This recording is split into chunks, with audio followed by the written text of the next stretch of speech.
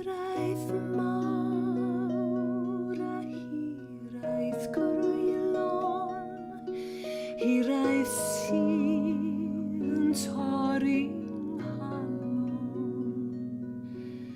Pan fwy dryma'r nos yn cysgu, fe ddaw hiraeth ac amddeffru.